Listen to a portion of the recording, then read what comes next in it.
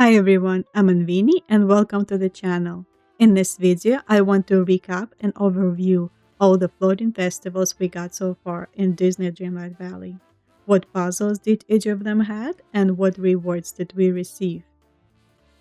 According to the Dreamlight Valley lore, the floating festival is a limited time event during which a magical floating island appears in the sky above the valley, where players can solve puzzles and receive unique rewards. Different puzzles are unlocked during the time of the event, and after solving each puzzle, you receive an exclusive reward. These temporary floating islands only available during the event period. The very first festival happened in October 2025. It was the Haunted Floating Festival. I think it is safe to assume that some version of it will return in 2026 and further, bringing old and new rewards each time. The second one was the Winter Floating Festival in January 2026. And the most recent one, the Springtime Floating Festival, is active right now from April 29th to May 19th of 2026. All three festivals take place on the unique islands that are decorated according to the season and event theme. The Haunted Floating Festival Island was eerie and spooky, decorated with Halloween and fall theme houses and items. The Dreamlight Valley team definitely uses these islands as a reminder of the premium shop to showcase items relevant to current season. It can include new and old house skins and decor. It also usually includes the rewards items added on the island as decorations. A few things to know about how the floating islands are functioning. The floating island is not actually visible in the sky. It is just a portal that appears on the plaza that teleports you to a separate island. And the portals visibly look different depending on the festival. So far, it always appears on the front right corner of the plaza well, if facing the castle. During the event, you can also teleport directly to the island using the teleport button in festival section of the event menu.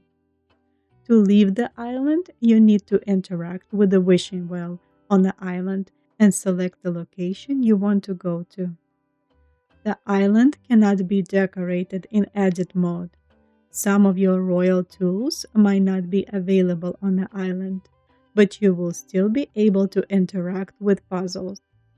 You can take pictures on islands, but you cannot submit dream snaps while on floating island.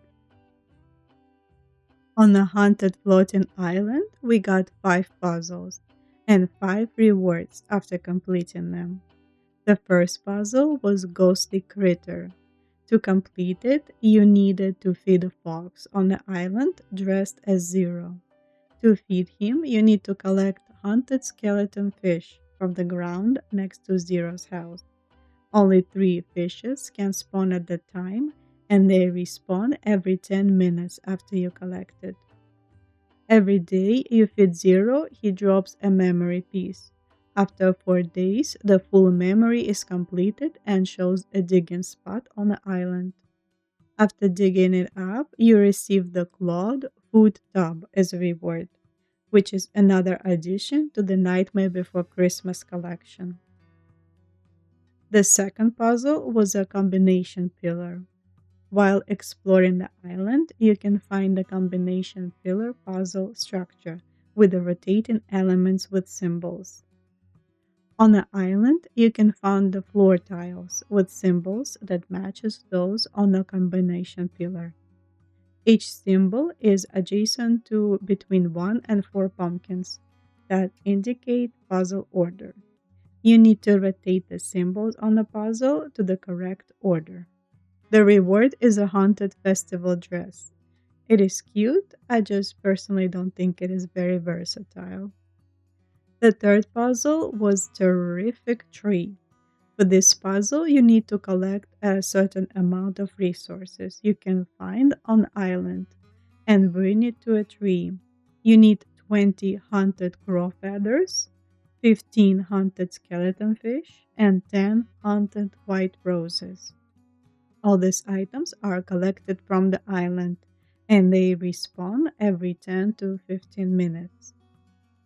As a reward, you get a terrific tree as a decor item, which is really fun to use for a Halloween themed build. Puzzle 4 was Potion Brewer's House. For this puzzle, you need to brew a potion. Next to the potion brewer's house, there is a book on the table that lists the items and amount needed. When the time for this event started, you can enter the potion brewer's house and add all the items to the cauldron. As a reward, you receive the Black Cauldron itself. It has an amazing animation, and I personally think it's one of the coolest items we have in the game. The final puzzle was Haunted Mansion. It was probably most complicated one because it is a trivia and you need to answer correctly 4 questions about the island. When the time for the puzzle starts, you enter the haunted mansion house and find the haunted armor inside that you can talk to. The armor asks specific questions about the island itself, like how many blue pumpkins and how many graves are on the island. And as a reward, you get the haunted armor itself as a decor item, and it is not animated. The Winter Floating Festival has brought us a snowy covered festive island decorated for holidays. And for the first time, it had a giant critter, the Frosty Rabbit. I wish we could make our companions oversized like this, even for a short period of time. The Winter Island again had 5 puzzles and 5 rewards, 3 of which can be assembled as one outfit. The first puzzle was Frosty Rabbit. You needed to feed the giant rabbit the special hot cocoa of the day. These hot cocoa recipes can only be made with the limited time resource spawned on the island, the festive cocoa bean. There are 3 new hot cocoa recipes: blueberry, cherry, and mint hot cocoa. Festive hot cocoa bean spawns 5 at a time and respawns every 5 minutes. Sugarcane, mint, blueberries, and cherries can also be collected on the island, but they are all regular ingredients and not time limited, so you can use your own to cook all the festive cocoa. To know which hot cocoa to feed the rabbit, there is a sparkling sign next to the festive post that displayed the hot cocoa for each day of the week. Each feeding will drop a memory piece once per day. After collecting 4 pieces, the memory is completed, showing a digging spot on the island.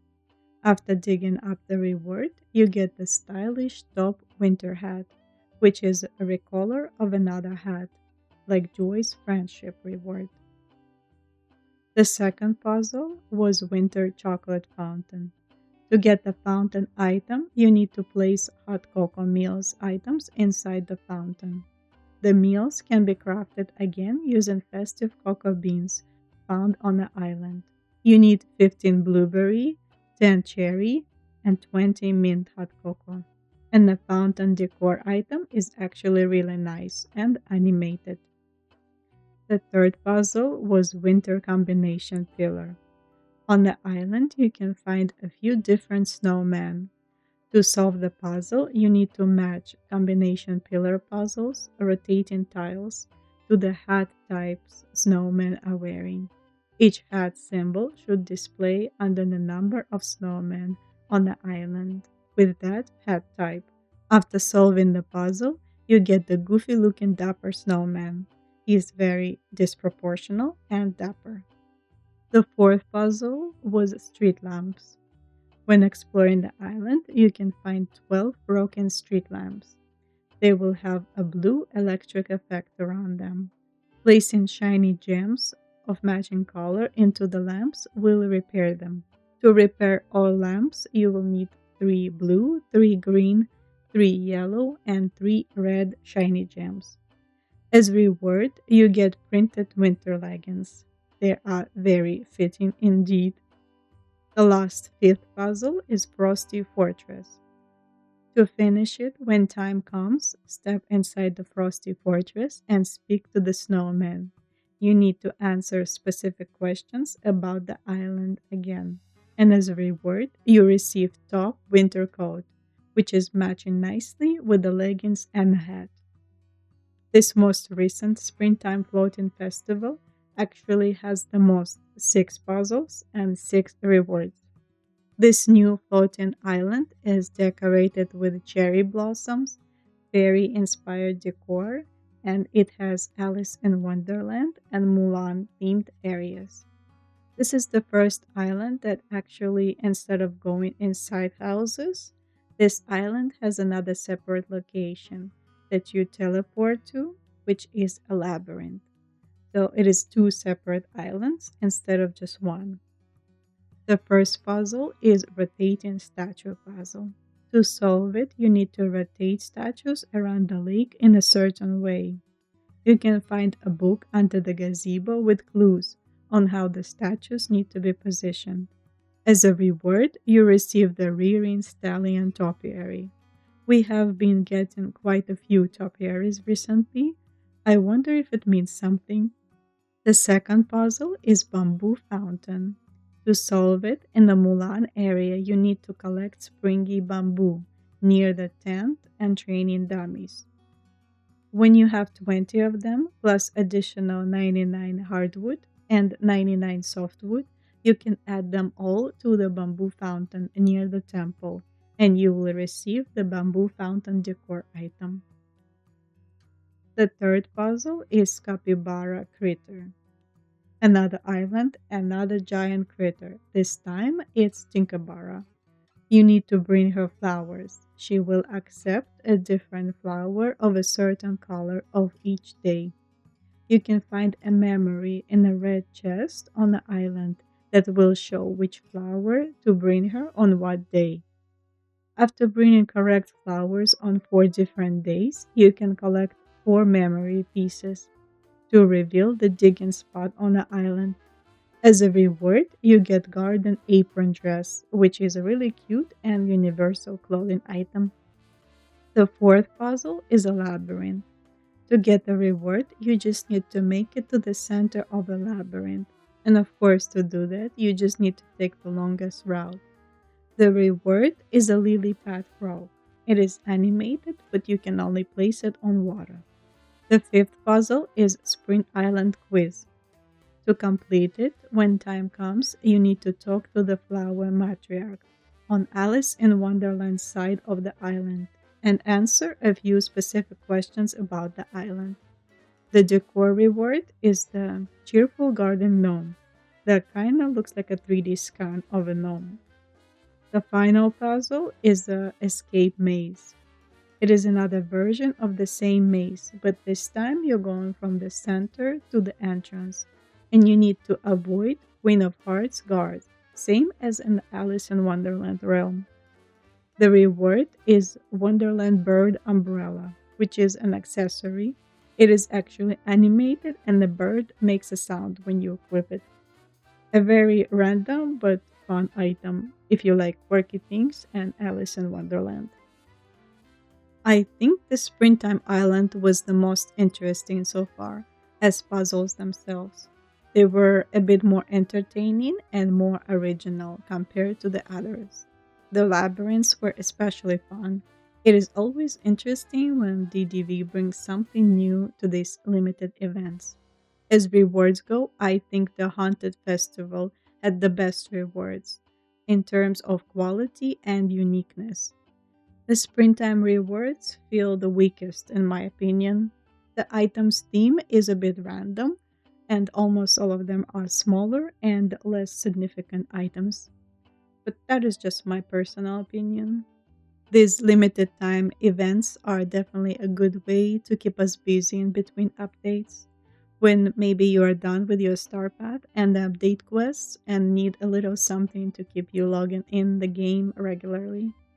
It is also nice to see that more items and content being added to the game regularly that does not require additional purchase. It brings more and more value to the base game at the end of the day. And like I mentioned, I believe these festival islands will be coming back each season, bringing all the previous and adding new rewards each time. Same as the other events in the main valley. If you missed it one year, there was an opportunity to complete it next year. I can't wait to see if we get the very first summer theme floating island this year and what would be the prizes. Let me know what was your favorite puzzle and reward from the previous floating islands. Thanks for watching. Don't forget to leave a like and subscribe, and I will see you in the next one. Bye, everyone.